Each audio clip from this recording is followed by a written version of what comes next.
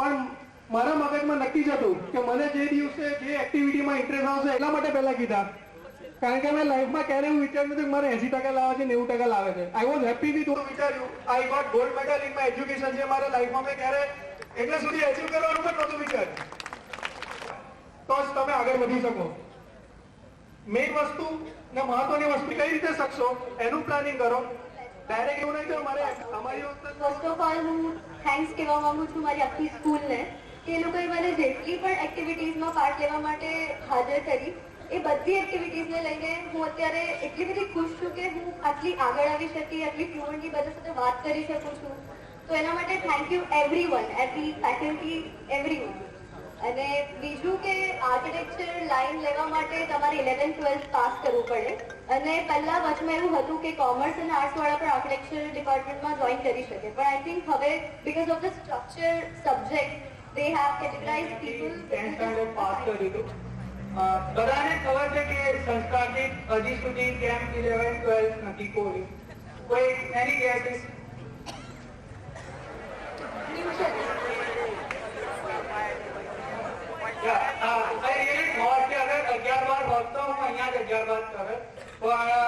સવાલ ઘણા ટાઈમથી મારા મગજમાં હતો અને મેં આ સ્કૂલ હજી પણ સંસ્કારની છે.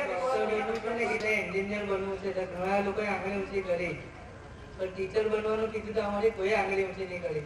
આજે હું એક ટીચર છું, મને પ્રાઉડ છે કે આઈ એમ અ ટીચર. અને મારી વાલી તરીકેની જવાબદારી હતી ત્યારે હું પણ આવું જ કરતો હતો કે વાલી મીટિંગ હોય તો ડોલીને કહું તું જઈ આવજે ને, તું વધારે બાળકો જોડે સમજે છે. એવું કરીને હું જવાનું એવોઇડ કરતો હતો કે કંઈ પણ કારણસર કે કામમાં નહીં જઈ શકાતો. તે વાલી તરીકે હંમેશા આપણે બધા એવું માનીએ છીએ કે માતાનો રોલ વધારે અગત્યનો છે અને એ બાળકો જોડે વધારે સાથે શિક્ષકો અને આચાર્ય કન્ટિન્યુઅસ વાર્તાલાપ કરતા હોય છે, પણ વહીવટકર્તા તરીકે સામાન્ય રીતે અમે ઉપસ્થિત હોતા નથી. અને આપણે ત્યાં પરંપરા પણ એ રહી છે કે શિક્ષકગણ અને આચાર્યશ્રી તરફથી જે કંઈ સુઝાવ આવે એને ચર્ચા કરી અને સભાની અંદર અમે નિર્ણય લેતા હોય. એટલે તમારા જે કંઈ પ્રતિભાવ હોય શાળા વિશે, શિક્ષકો વિશે કે વિદ્યાર્થીઓ વિશે, તમારા જે વિચારો હોય, માન્યતા હોય એ તમે શિક્ષકોના માધ્યમથી આચાર્યશ્રી અને અમારી સુધી પહોંચાડતા હો છો અને એના પર આપણે નિર્ણય કરતા. અંકલેશ્વર તેમજ ભરૂચ જિલ્લા અને ગુજરાત લેવલે જેમણે નામ રોશન કર્યું છે એવી સુંદર મજાની જો શાળા હોય તો એ આપણી સંસ્કારની શાળા છે. તેમજ આ શાળાની અંદર આજે આપણે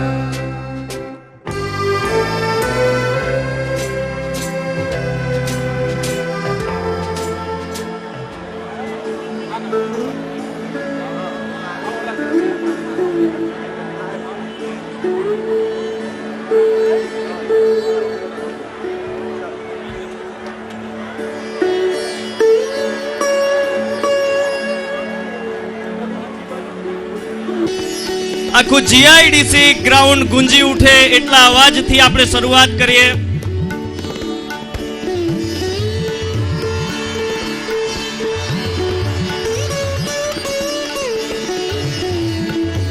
ગણપતિ ગજાનંદ મહારાજને હજુ જોરથી ગણપતિ ગજાનંદ મહારાજને. વાહ વાહ વાહ,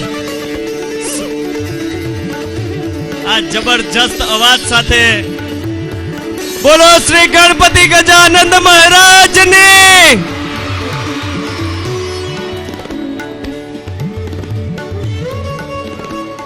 શરૂઆત સારી તો એનો અવસર પર આટલી પ્રચંડ જનમેદની અહીંયા ઉપસ્થિત છે, જોઈને ખરેખર આનંદની લાગણી અનુભવી રહ્યો છું. આજે આપણે અહીંયા સૌ સંસ્કારદીપ શાળાની 25 વર્ષની સફળતાના ભાગરૂપે રજત જયંતિ મહોત્સવ ઉજવવા માટે અહીંયા એકત્રિત થયા છે. અને આપણે થીમ પણ રાખી છે ગુજરાત, આગવું ગુજરાત, આપણું ગુજરાત, કવિ શ્રી નર્મદનું ગુજરાત, સરદાર વલ્લભભાઈ પટેલનું ગુજરાત. ત્યારે 4 પંક્તિ મને કહેવાની ઈચ્છા થાય. આ 4 પંક્તિને બહુ ધ્યાનથી સાંભળજો. સંતોની વાત જેવી બીજી કોઈ વાત નથી, સંતોની વાત જેવી બીજી કોઈ વાત નથી, અને આ એન્યુઅલની રાત જેવી બીજી કોઈ રાત નથી. આપજો આવી રીતે. સંતોની વાત જેવી બીજી કોઈ વાત નથી, અને આ એન્યુઅલની રાત જેવી બીજી કોઈ રાત નથી. અરે મારા ગુજરાતની વાત જેવી બીજી કોઈ વાત નથી. હવે તો આખું જીઆઈડીસી ગુંજવું જોઈએ ચોથી પંક્તિ પર. અરે મારા ગુજરાતની વાત જેવી બીજી કોઈ વાત નથી, અને મારી સંસ્કારદીપની ભાત જેવી બીજી કોઈ વાત નથી. મિત્રો, આજે આપણે અહીંયા સૌ એકત્રિત થયા છે અને આપણી થીમ પણ ગુજરાત. આજે તમે આ કાર્યક્રમમાં 3000 વર્ષ પૂર્વેનું ગુજરાત કેવું હતું, મધ્યકાલીન ગુજરાત કેવું હતું, હાલનું ગુજરાત કેવું છે અને ભવિષ્યનું ગુજરાત કેવું હશે એની ઝાંખી તમે અહીંયા જોવાના છો. અને બહુ મજાની વાત તો એ છે મિત્રો કે આ કાર્યક્રમ એકવાર શરૂ થયા પછી નોન સ્ટોપ ચાલવાનો છે, એટલે પોતાનું સ્થાન જાળવી રાખવા વિનંતી. અને એકવાર કાર્યક્રમ શરૂ થઈ ગયા પછી બધું જ સંચાલન આપણા વિદ્યાર્થી મિત્રો કરવાના છે, એટલે એકવાર જોરદાર તાળીઓ પાડીને આપણે એમને વધાવીએ. અને હવે હું વિદ્યાર્થી ગણને વિનંતી કરું કે આ કાર્યક્રમની શરૂઆત કરે. અસ્તુ.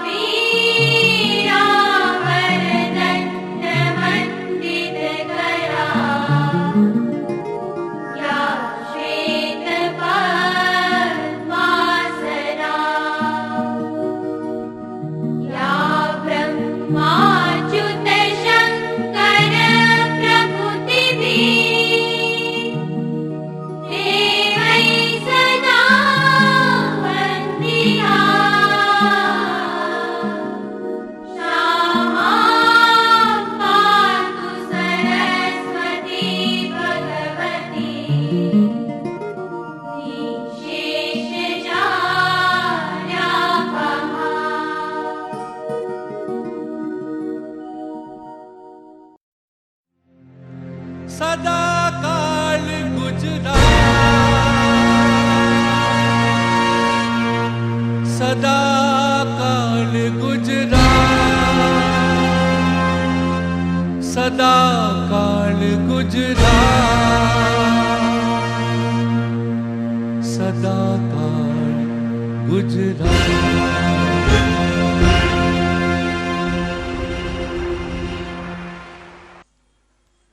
નમસ્કાર. આજના રજત જયંતિના શુભ અવસરે સંસ્કારદીપ શાળા પરિવાર દ્વારા પધારેલ સૌનું હાર્દિક સ્વાગત છે. આજે અમે આપની સમક્ષ આપણા ગુજરાતની ગાથા રજૂ કરવાના છીએ.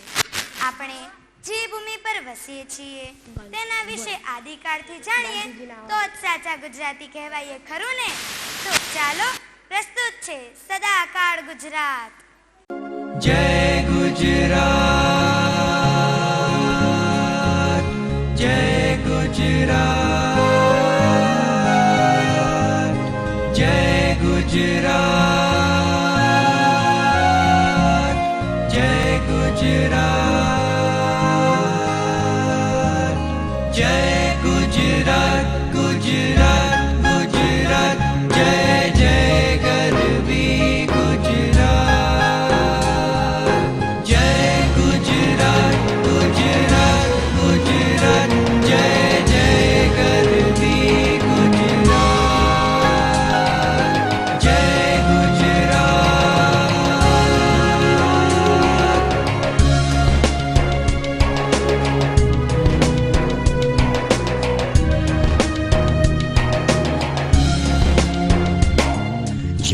વસે એક ગુજરાતી, ત્યાં ત્યાં સદાકાળ ગુજરાત. જ્યાં જ્યાં વસે એક ગુજરાતી, ત્યાં ત્યાં સદાકાળ ગુજરાત. જ્યાં જ્યાં બોલાતી ગુજરાતી, ત્યાં ગુર્જરીની મોહલાત. જ્યાં જ્યાં બોલાતી ગુજરાતી, ત્યાં ગુર્જરીની મોહલાત. જ્યાં જ્યાં વસે એક ગુજરાતી, ત્યાં ત્યાં સદાકાળ ગુજરાત. સારે સા પા પા પા મા પા ગ મ રે ગ સા, સારે સા પા પા પા સા ની સા પા ની પા મા પા મા ગ મ ગ, સારે સા પા પા પા મા પા ગ મ રે ગ સા, સારે સા પા પા પા મા ગ ની ની ની પા પા પા ની રે મા ગ સા ની ની ની પા પા પા ની રે મા ગ સા ની રે મા ગ ની રે મા ગ ની રે મા ગ ની રે મા ગ.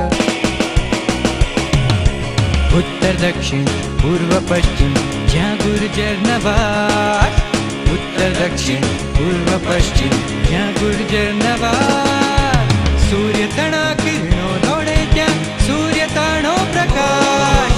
સૂર્ય તણા કિરણો દોડે ત્યાં સૂર્ય તાણો પ્રકાશ. પ્રકાશ જેની ઉષા હસે હેલાતી, એના તેજ પ્રફુલ્લ પ્રભા. જ્યાં જ્યાં વસે એક ગુજરાતી, ત્યાં ત્યાં સદાકાળ ગુજરાત.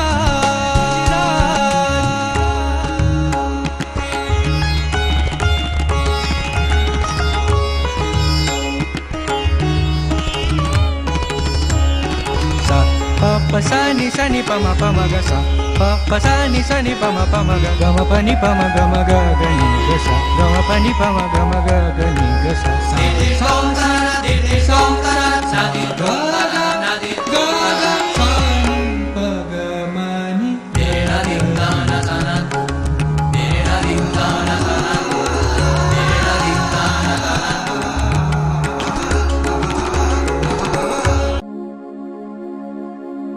સલ્તનત યુગમાં ગુર્જર શબ્દમાંથી ગુજરાત શબ્દ અસ્તિત્વમાં આવ્યો. ગુજરાત શબ્દનો પ્રથમ ઉલ્લેખ ઈસવીસન 1233માં રચાયેલા આબુરાસમાં જોવા મળે છે. સ્વતંત્ર ભારતના ભાષાવાર રાજ્યોની પુનઃરચનાના કાર્યક્રમ હેઠળ 1 મે 1960ના રોજ બૃહદ મુંબઈ રાજ્યમાંથી ગુજરાત રાજ્યની સ્થાપના થઈ. આ ભૂમિના ઇતિહાસમાં વધુ દૂર સુધી નજર નાખીએ તો 2900 વર્ષ પૂર્વેની સંસ્કૃતિ ધોળાવીરા અને લોથલની માનવ સભ્યતા પર દૃષ્ટિપાત કરવો ઘટે. હડપ્પાની પ્રાચીન સંસ્કૃતિના પાયા પર આપણા ગુજરાતના ભવ્ય વારસાની ઇમારત ઊભી થઈ છે તેવું કહીએ તો ખોટું નહીં ગણાય. ખૂબ સુંદર નગર આયોજન, વ્યવહાર કુશળતા, કલા કૌશલ્ય અને તેજસ્વી પ્રજા ધરાવતી આ નગરીઓ ક્યારેક કોઈ કારણસર ધરતીમાં ધરવાઈ ગઈ, પરંતુ તેના અવશેષો આજે આપણને આપણી સંસ્કૃતિ અને અસ્મિતાનો અહેસાસ કરાવે છે. ઈસવીસન પૂર્વે 2000 વર્ષ પહેલા આર્ય સંસ્કૃતિનો ઇતિહાસ મળી આવે છે, જેને મહાભારત યુગ તરીકે પણ ઓળખી શકાય. ધર્મની રક્ષા માટે ખુદ ઈશ્વર પણ મનુષ્ય દેહે આપણી વચ્ચે આવે છે, તેની ઝાંખી જોઈએ. યદા યદા હિ ધર્મસ્ય.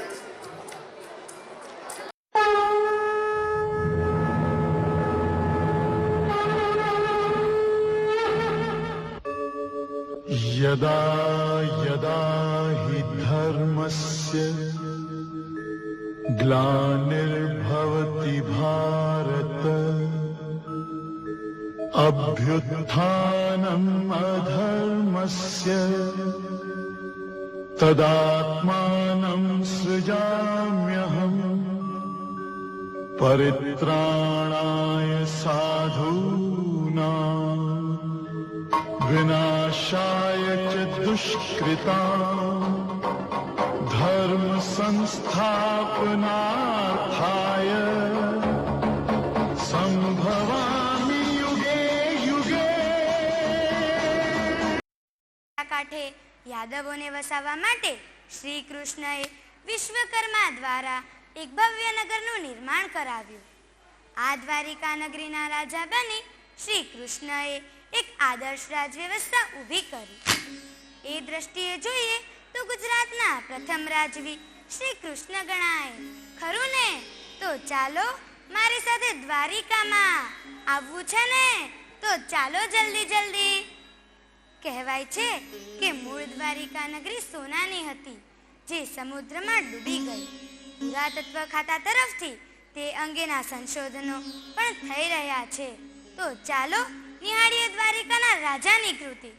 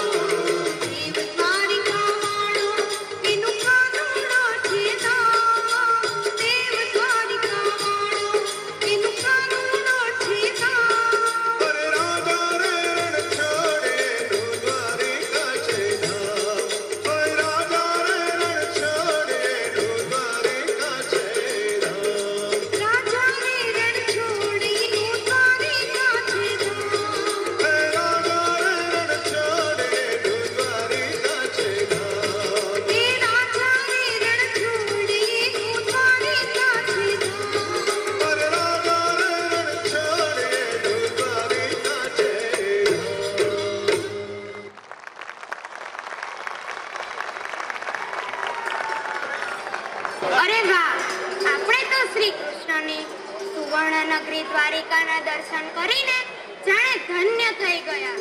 ઇતિહાસના સોપાનો તરફ આગળ વધીએ તો 800 વર્ષ પૂર્વે બુદ્ધાવતાર અને તેના પછી બૌદ્ધ ધર્મ અને જૈન ધર્મની સંસ્કૃતિનો ઉદય થયો.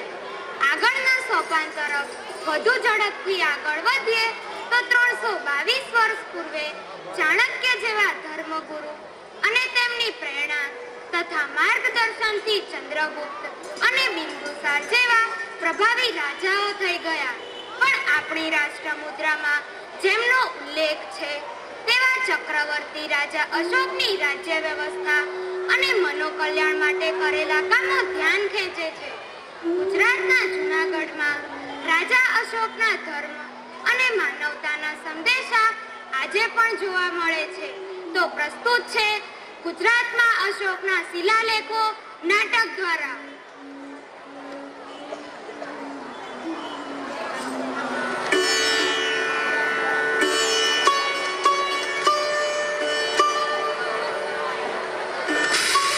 જય, તને મજા આવી ને જૂનાગઢમાં ફરવાની?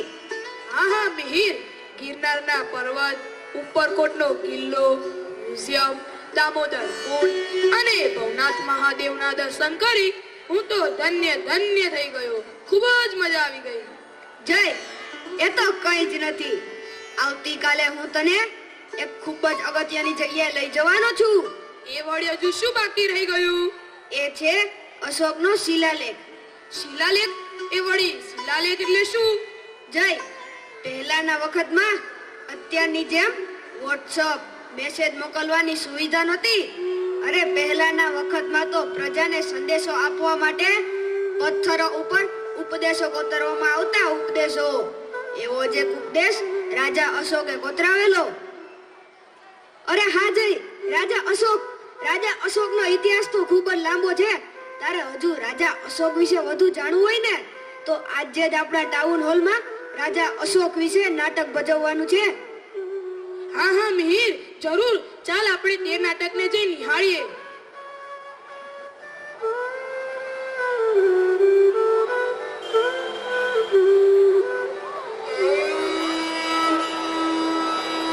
કલિંગના યુદ્ધ પછીની હૃદયદ્રાવક સ્થિતિ જોઈને સમ્રાટ અશોકનો આત્મા અત્યંત બુરી રીતે ઘાયલ થયો. યુદ્ધ ભૂમિના દ્રશ્યો જોઈને તેનું રોમ રોમ તડપી ઉઠ્યું.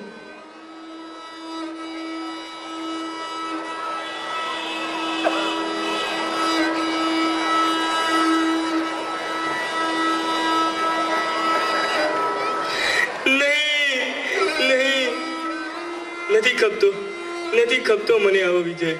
આવા રક્તપાત પછી મને મારી જાત પ્રત્યે ધૃણા જાગી છે.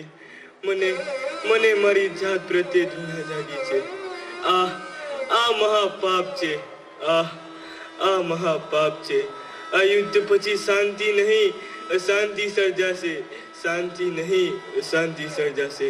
મારે મારા પાપોનું પશ્ચાતાપ કરવું જ છે.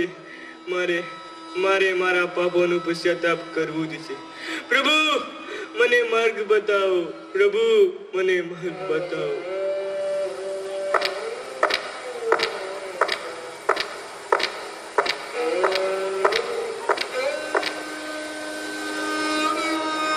મહારાજની જય હો. મહારાજ, આપને મળવા વિદિશા નગરીથી સંદેશા વાહક આવ્યો છે. વિદિશા નગરીથી સંદેશા વાહક આવ્યો છે?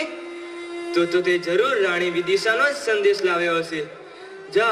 જાઓ જલ્દી જાઓ, તરત તેમને ઉપસ્થિત કરો. જી મહારાજ.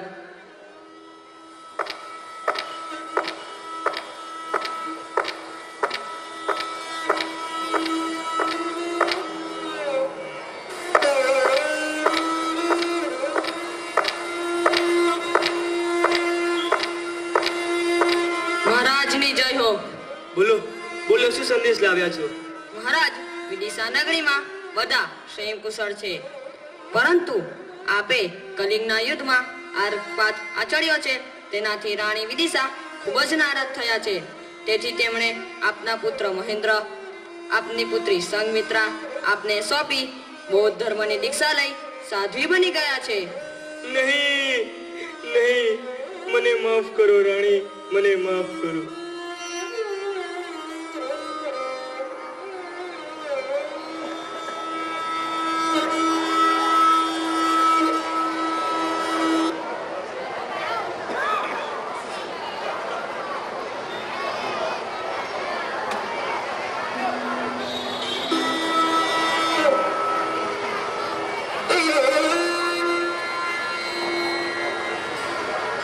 ભિક્ષાન દેહી, ભિક્ષાન દેહી. પ્રણામ સાધુ મહારાજ, પધારો પધારો. ભિક્ષાન દેહી, ભિક્ષાન દેહી. પધારો પધારો સાધુ મહારાજ, પધારો. મારા રાજમહેલમાં આપનું સ્વાગત છે. આપના ચહેરા પર આરાધ્ય જોઈને હું અત્યંત પ્રભાવિત થયો છું. આપનો પરિચય? મહારાજ, આપે મને ન ઓળખ્યો? હું આપના ભાઈનો પુત્ર ન્યગ્રોધ છું, જેમની તમે હત્યા કરી હતી. અર્થાત તમે મારા ભાઈના પુત્ર છો? તો તમને મારા પ્રત્યે દ્વેષનો ભાવ થતો હશે નહીં? કારણ કે હું તમારા પિતાનો હત્યારો છું. મહાત્મા, મને માર્ગ બતાવો, મને જીવનનો સાચો માર્ગ બતાવો. સમ્રાટ ભગવાન બુદ્ધે કહ્યું છે કે ઘૃણા, દ્વેષ અને પાપ કર્મની સામે સૌથી મોટી સજા એક ક્ષમા છે. જો આપને આપના પાપોનું પશ્ચાતાપ કરવું હોય તો બૌદ્ધ ધર્મનો આશય ગ્રહણ કરો. જરૂર જરૂર મહાત્મા. શું તમે મને તમારો શિષ્ય બનાવવાની કૃપા કરશો? અવશ્ય રાજન. હવે જે શબ્દનું ઉચ્ચારણ હું કરું તે તમે મારી સાથે કરો. જેવી આપની આજ્ઞા.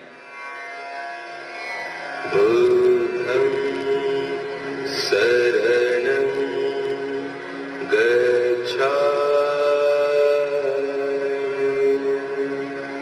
ધમ્મં શરણં ગચ્છામિ, સંઘં શરણં ગચ્છામિ.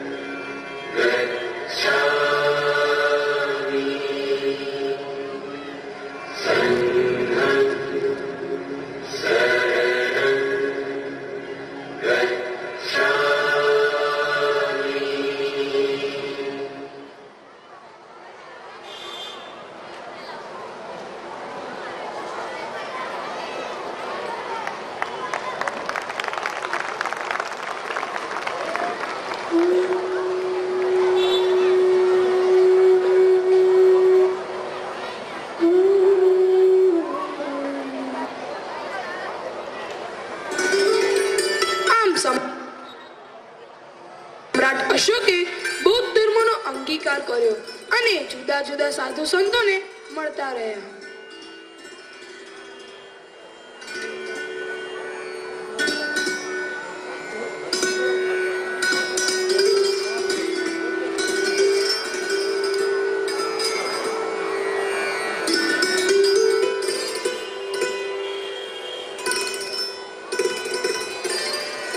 પ્રણામ મહાત્મા. પ્રણામ. પધારો પધારો મહારાજ અશોક. કેવી રહી તમારી સફર? ઘણા વર્ષો બાદ મળવાનું થયું નહીં?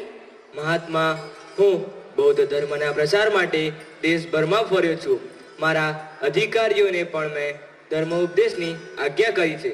આપના પુત્ર અને પુત્રી ક્યાં છે?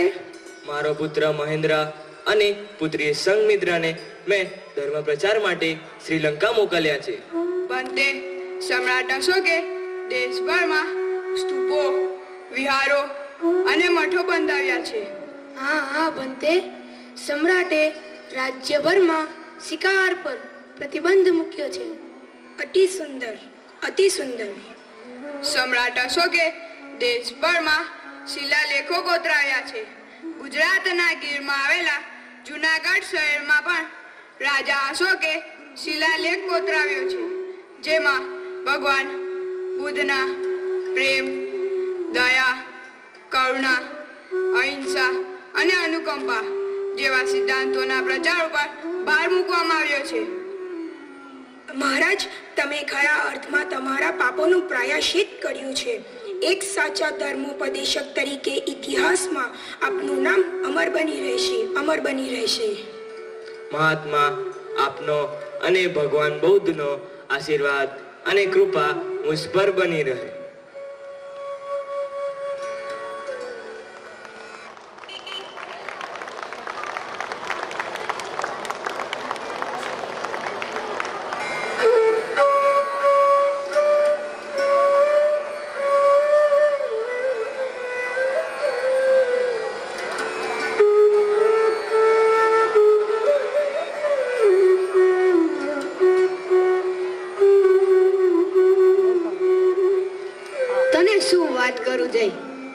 સમ્રાટ અશોક, જેણે રાજ્ય મેળવવા ઘણી ખટપટો કરી, સામ્રાજ્યનો વિસ્તાર કર્યો, મહાસામ્રાજ્યનું નિર્માણ કર્યું, યુદ્ધમાં લોહીની નદીઓ વહેડાવી, અને એ જ સમ્રાટ અશોકનું હૃદય પરિવર્તન થતા તે એક સાચા ધર્મ ઉપદેશક બની ગયા અને ઇતિહાસમાં એક મહાન રાજા તરીકે સ્થાન ધરાવે છે.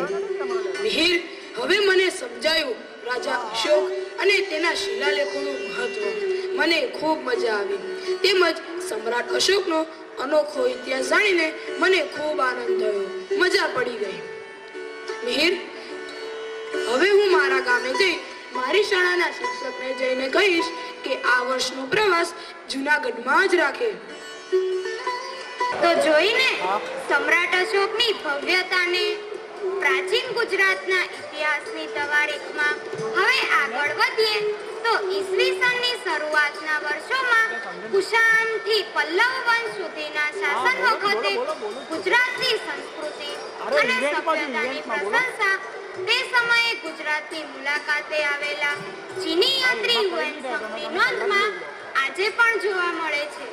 ગુજરાતના પ્રાચીન રાજાઓના ઉદાર અને માનવતાવાદી શાસન પ્રથાથી પ્રભાવિત થઈ ઈરાનના પારસીઓ ગુજરાતના સંજાણ બંદરે આવી જાદોરાણાના રાજ્યમાં આશરો લીધો અને ગુજરાતને કેવી રીતે પોતાનું બનાવી લીધું તેનું ઉમાશંકર જોશીએ ખૂબ સરસ વર્ણન કર્યું છે. તો રજૂ થાય છે પારસી નૃત્ય નાટિકા.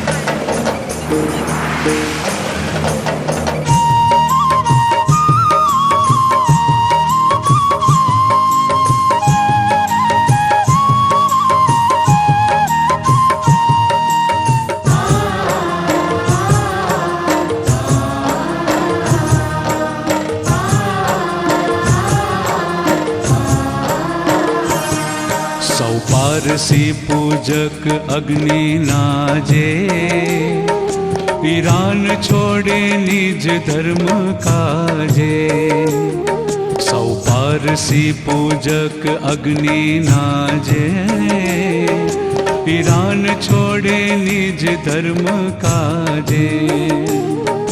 સમુદ્ર ખેડી ગુજરાત આંગણે, સંજાણ આવી નિજ ભૂમિ આગણે. સમુદ્ર ખેડી ગુજરાત આંગણે, સંજાણ આવી નિજ ભૂમિ આગણે. સંજાણનો જે સુજાણ રાણો, તેની કને દૂતવ દંત શાણો. સંજાણનો જે સુજાણ રાણો, તેની કને દૂતવ દંત શાણો.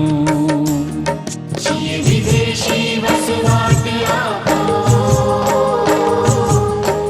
વિદેશી વસવાટ આપો. છીએ વિદેશી વસવાટ આપો.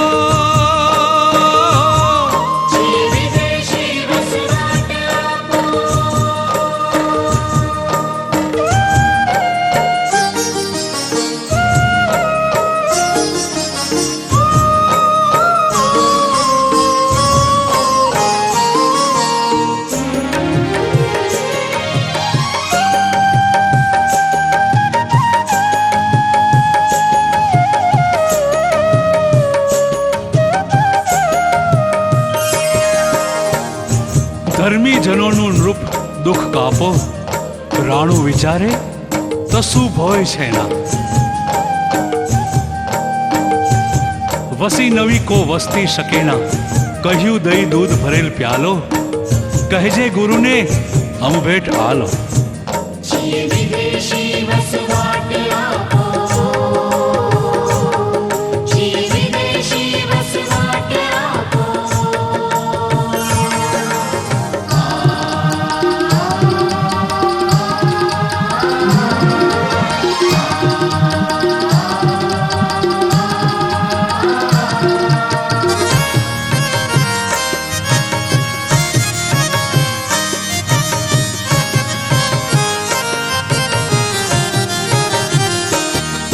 દૂતે જઈ પાત્ર દીધું છલો છલ. જોઈ વિમાસે ગુરુ શાંત નિશ્ચલ. દૂતે જઈ પાત્ર દીધું છલો છલ. જોઈ વિમાસે ગુરુ શાંત નિશ્ચલ. ઘડી પછી સાકર થોડી લીધી. ભરી ભરી મુઠ્ઠી ઉમેરી દીધી. ઘડી પછી સાકર થોડી લીધી. ભરી ભરી મુઠ્ઠી ઉમેરી દીધી. ને પાત્ર એ દૂધનું દૂધ સાથે પહોંચાડ્યું પાછું તહીં ભૂપ હાથે. ને પાત્ર એ દૂધનું દૂધ સાથે પહોંચાડ્યું પાછું તહીં ભૂપ હાથે. જીએ વિદેશી વસવાટ આપો. જીએ વિદેશી વસવાટ આપો. જીએ વિદેશી વસવાટ આપો.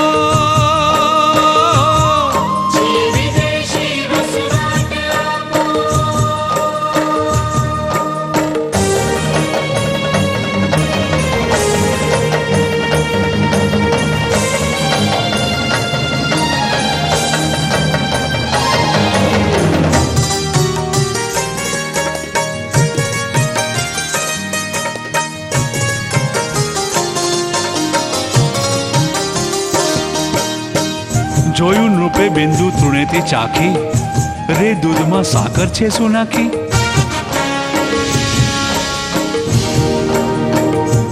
જા દૂત તારા ગુરુને કહેજે.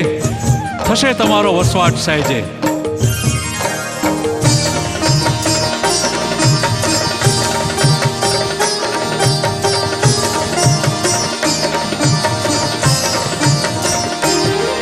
છે દૂધમાં સાકર આ સમાઈ.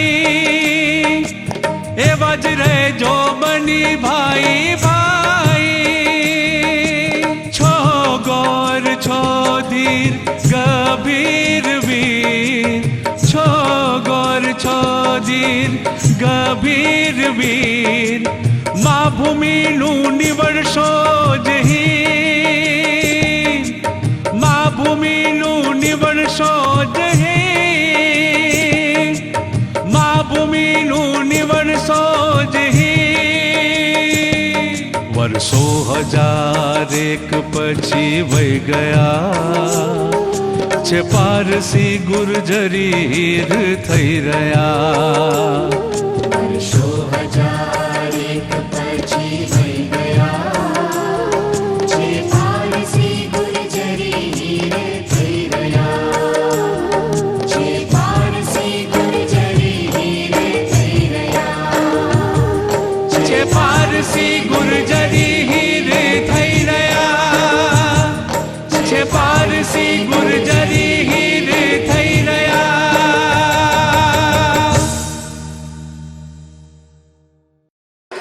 ખરેખર ખરેખર વર્ષોથી પારસીઓ આપણા ગુજરાતમાં દૂધમાં સાકરની જેમ ભળી ગયા છે.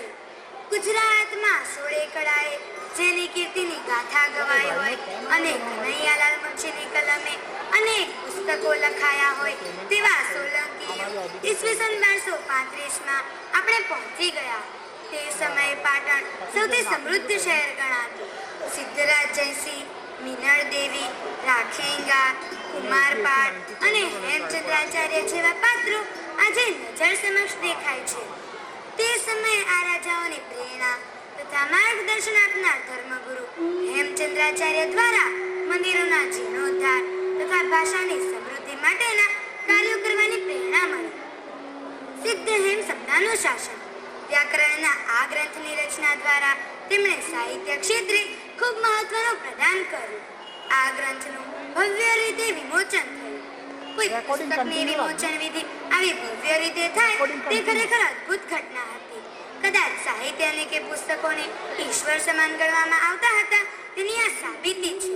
તો ચાલો નિહાળીએ હેમચંદ્રાચાર્યના જીવન અને કાર્યો વિશે નાટક દ્વારા.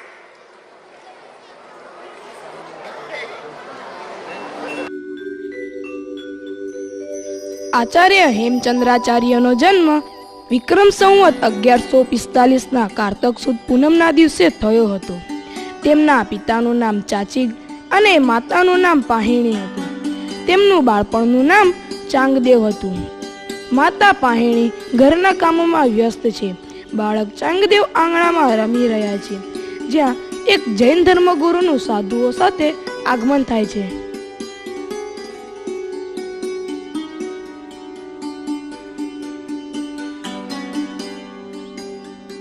ધર્મલાભ મૈયા. પ્રણામ મહારાજ સાહેબ. દેવેન્દ્ર, આ બાળક તો એ જ છે ને જે ગઈકાલે મારી પ્રવચન પીઠ પર બેઠો હતો? જી મહારાજ સાહેબ, આ એ જ બાળક છે. તો શું મહારાજ સાહેબ, તમે મારી માતાને મારી ફરિયાદ કરવા આવ્યા છો? ના ના વત્સ, અમે તો. શું થયું બેટા? કોણ છે? મહારાજ સાહેબ, તમે? પ્રણામ મહારાજ સાહેબ. આ મારો પુત્ર ચાંગદેવ છે. દેવી, આ બાળક ખૂબ જ ભાગ્યશાળી છે. તેનામાં મહાપુરુષના લક્ષણ છે. કેવું તેજસ્વી તેનું લલાટ છે. જો આ બાળક તમે મને સોંપી દેશો તો હું તેને તૈયાર કરી મહાવિદ્વાન બનાવીશ. આ બાળક તો ચીથડે વીટ્યું રતન છે. હું કેવી ભાગ્યશાળી! મારો દીકરો પણ કેવો ભાગ્યશાળી! હું જરૂર તેને ધર્મને માટે સમર્પિત કરીશ. બેટા ચાંગદેવ, તારે આ મહારાજ સાહેબ સાથે જવાનું છે. ક્યાં માં? મારે ક્યાં જવાનું છે? બેટા, આપણા ધર્મગુરુ દેવચંદ્ર સુરીજી છે. તે તને જ્ઞાની અને વિદ્વાન બનાવશે. મોટો થઈને તું ધર્મની સેવા કરજે. લઈ જાઓ મહારાજ સાહેબ. મારા કાળજાના કટકાને આજથી તમને સોંપું છું અને આજથી હું પણ આ સંસારનો ત્યાગ કરી અને સાધ્વી જીવન જીવીશ. ચાલો હવે અમે રજા લઈએ. પ્રણામ માતા. પ્રણામ બેટા.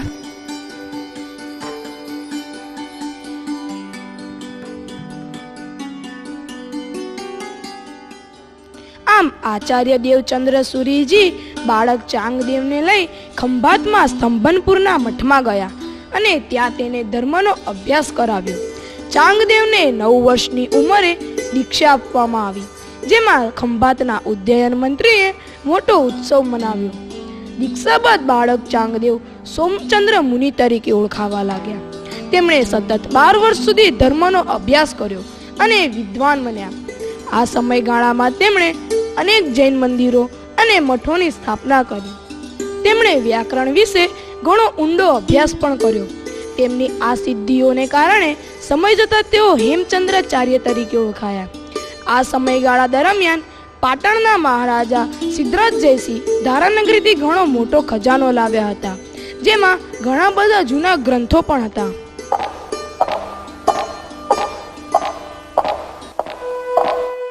મહારાજ સિદ્ધરાજ જયસિંહ દરબારમાં પધારી રહ્યા છે. મહારાજની જય હો, મહારાજની જય હો, મહારાજની જય હો. બિરાજો. મહારાજ, માળવાની ધારાનગરીથી આપણે જે ખજાનો લાવ્યા છીએ તેમાં ઘણા બધા જૂના ગ્રંથો પણ છે. મંત્રીજી, જુઓ તો પેલો મોટો ગ્રંથ શેનો છે? મહારાજ, એ તો ભોજ રાજાના વ્યાકરણનો ગ્રંથ છે, જે દેશની પાઠશાળાઓમાં ભણાવવામાં આવે છે. તો શું આપણા રાજ્યમાં પણ આ જ વ્યાકરણ ભણાવાય છે? હા મહારાજ, આપણા રાજ્યમાં પણ આ જ વ્યાકરણ ભણાવાય છે. તો શું આપણા રાજ્યમાં પણ આ જ વ્યાકરણ ભણાવાય છે? હા મહારાજ, આપણા રાજ્યમાં પણ આ જ વ્યાકરણ ભણાવાય છે. શું આવો ગ્રંથ રચી શકે એવા પંડિત આપણા રાજ્યમાં નથી? કેમ ન હોય મહારાજ, આપણા રાજ્યમાં તો વિદ્યાના શિરટોચ એવા હેમચંદ્રાચાર્ય મહારાજ છે. તેમણે તો અનેક ઉત્તમ ગ્રંથો લખ્યા છે. પણ હેમચંદ્રાચાર્યજી છે ક્યાં? મહારાજ, તેઓ મૂર્તિની પ્રાણ પ્રતિષ્ઠા માટે સોમનાથ ગયા છે. પણ તેઓ તો જૈન મુનિ છે. એ જ તો તેમની મહાનતા છે. અતિ સુંદર. જૈનાચાર્ય શિવાલયમાં જાય અને શિવની સ્તુતિ કરે તે તો ધર્મ સમન્વયનો મહાન પ્રસંગ છે. મંત્રીજી, તો ચાલો આપણે આચાર્યજી આવે કે તુરંત ઉપાશ્રયમાં જઈને આચાર્યજીને મળીએ. જી મહારાજ, જેવી આપની આજ્ઞા. તો આજની સભા આપણે અહીં બરખાસ્ત કરીએ. મહારાજની જય હો, મહારાજની જય હો, મહારાજની જય હો.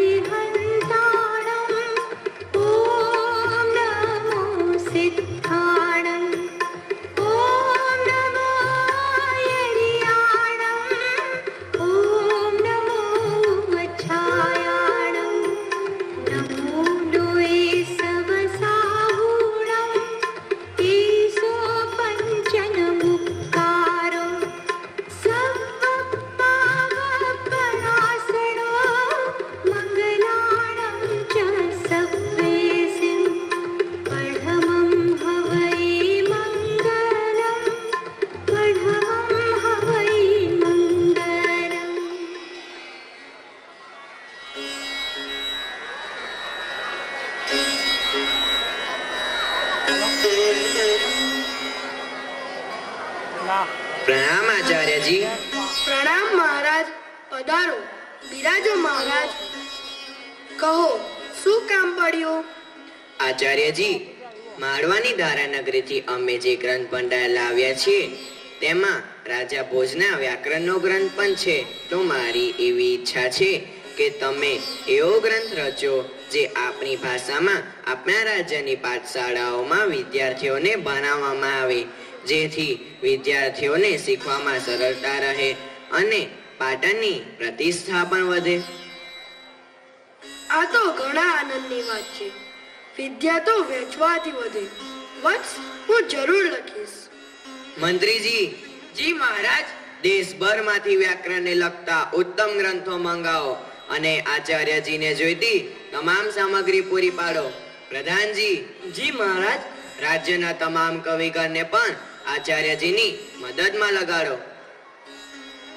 આચાર્યજી, હવે અમે રજા લઈએ. જી મહારાજ.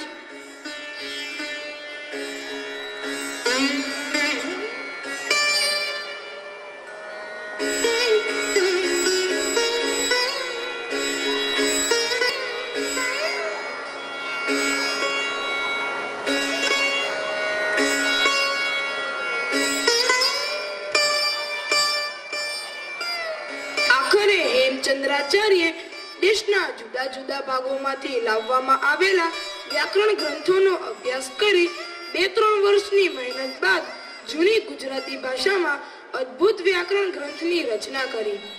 વળી હેમચંદ્રાચાર્ય અનેક વિષયોનું જ્ઞાન ધરાવતા હતા, તેથી તેઓ કલિકાલ સર્વજ્ઞ તરીકે પણ પ્રખ્યાત થયા હતા.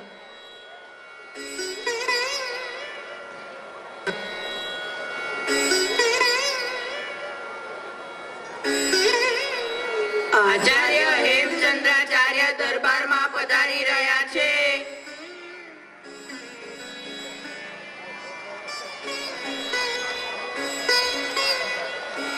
પ્રણામ આચાર્યજી. પ્રણામ મહારાજ. બિરાજો આચાર્યજી. જુઓ મહારાજ, આપની ઈચ્છા પ્રમાણે આ ગ્રંથ તૈયાર થઈ ગયો છે. આજે મારા હર્ષનો પાર નથી, પણ આચાર્યજી આ ગ્રંથનું નામ શું રાખીશું?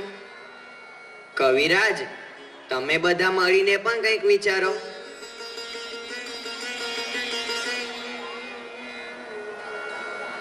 મહારાજ, આચાર્ય હેમચંદ્રાચાર્યે આ ગ્રંથ રચવા ઘણું તપ કર્યું છે. પણ મહારાજ, તેમાં આપનો પણ એટલો જ ફાળો છે. આપના પ્રોત્સાહન વિના આ બધું શક્ય ન હતું. તો મહારાજ, અમારા બધાનું એમ માનવું છે કે આપના અને હેમચંદ્રાચાર્યજીના નામને જોડી આ ગ્રંથનું નામ સિદ્ધ હેમ શબ્દાનુશાસન રાખીએ તો કેવું? આપનું શું કહેવું છે? વાહ, ખૂબ સરસ, કેવું અદ્ભુત! સિદ્ધ હેમ શબ્દાનુશાસન. મંત્રીજી, આખા નગરમાં ઢંઢેરો પીટાઓ. કાલે સવારે રાજમાર્ગ પર આ ગ્રંથની ભવ્ય શોભાયાત્રા નીકળશે, જેમાં સર્વે નગરજનો પણ જોડાશે. જી મહારાજ, જેવી આપની આજ્ઞા. ધન્ય છે મહારાજ સિદ્ધરાજને, ધન્ય છે હેમચંદ્રાચાર્યજી અને મહારાજ સિદ્ધરાજનો જય હો. આ ગ્રંથ મહારાજને અર્પણ કરો. મહારાજ, હવે અમે રજા લઈએ. હા આચાર્યજી, હવે આપણે ઉત્સવમાં જ મળીશું. જી મહારાજ.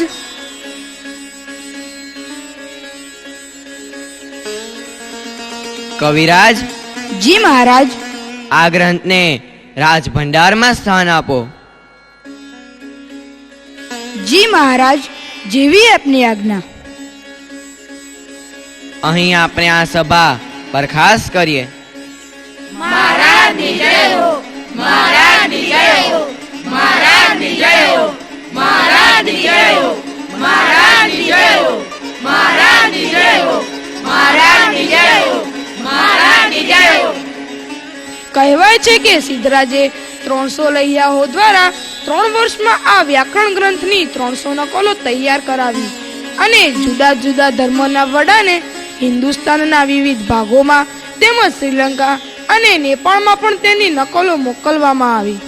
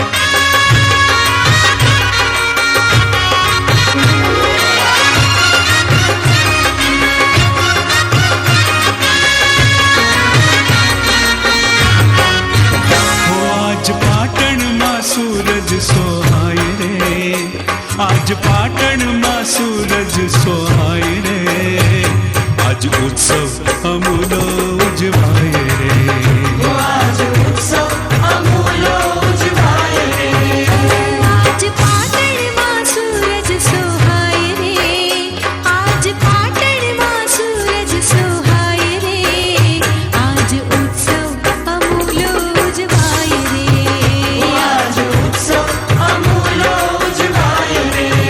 ગમ ગમ પા ગમ પનિધા રે ની ગા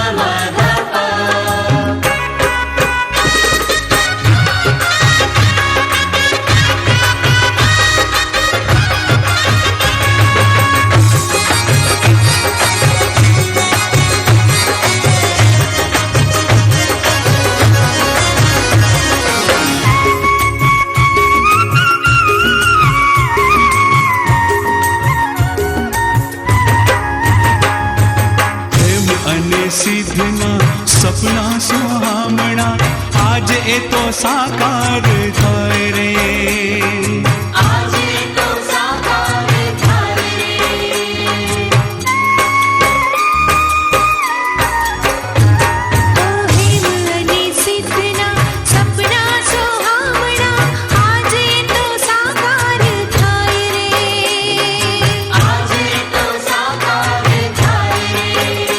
આજ પાટણમાં સૂરજ સોહાય રે, આજ પાટણમાં સૂરજ સોહાય રે, આજ ઉત્સવ અમૂલો ઉજવાય રે, આજ ઉત્સવ અમૂલો ઉજવાય રે. ગમ ગમ પા ગમ પની ધા રે ની ગમ ધા પા.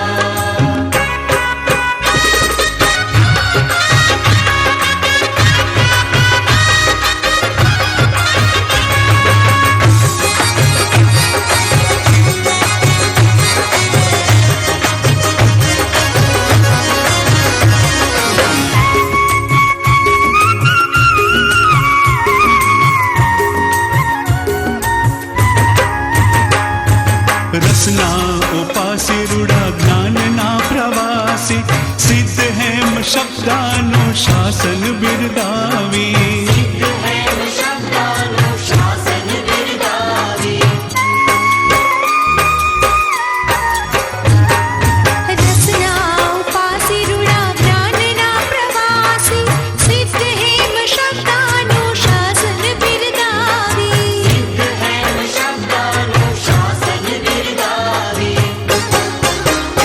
आज अवसर सोनेरी दीपावो रे, आज अवसर सोनेरी दीपावो रे, आज उत्सव अमूलो उजवाय रे, आज उत्सव अमूलो उजवाय रे. आज पाटणમાં સૂરજ સોહાય રે, आज પાટણમાં સૂરજ સોહાય રે, आज उत्सव अमूलो उजवाय रे, आज उत्सव अमूलो उजवाय रे, आज उत्सव अमूलो उजवाय रे, आज उत्सव अमूलो उजवाय रे.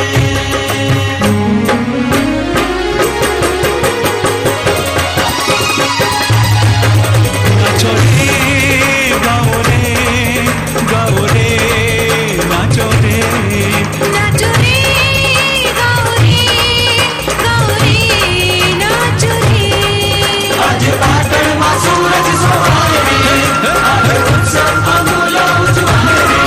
પ્રેમ શારદાના યશોગાન ગાઓ રે, आज उत्सव સોનેરી દીપાઓ રે, आज उत्सव अमूलो उजवाय रे, आज उत्सव अमूलो उजवाय रे, आज उत्सव अमूलो उजवाय रे.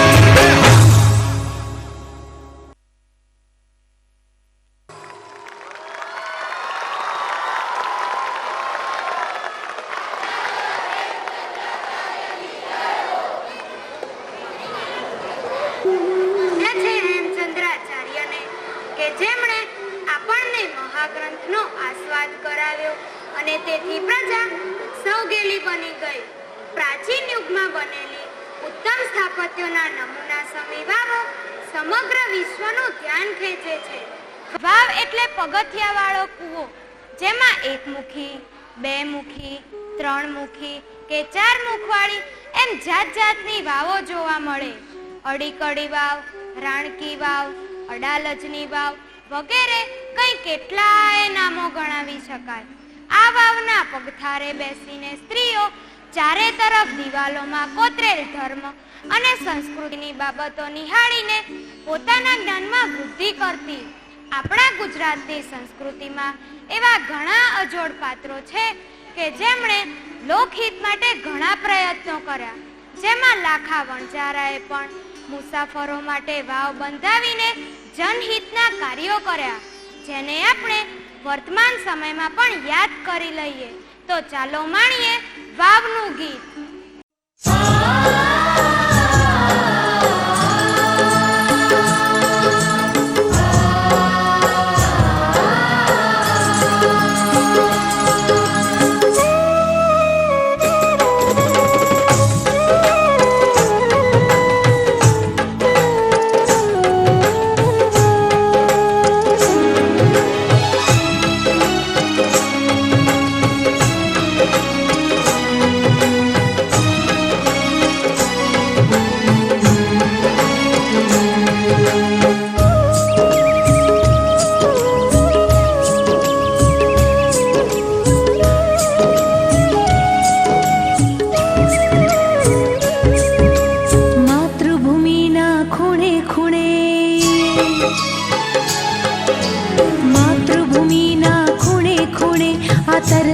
छिपावती वाव छे शिल्प स्थापत्यથી શોભતી આજીવન દાત્રી વાવ છે આજીવન દાત્રી વાવ છે માતૃભૂમિના ખૂણે ખૂણે આ તરસ छिपावती વાવ છે શિલ્પ સ્થાપત્યથી શોભતી આજીવન દાત્રી વાવ છે આજીવન દાત્રી વાવ છે આ તરસ छिपावती વાવ છે આ તરસ छिपावती વાવ છે આ તરસ छिपावती વાવ છે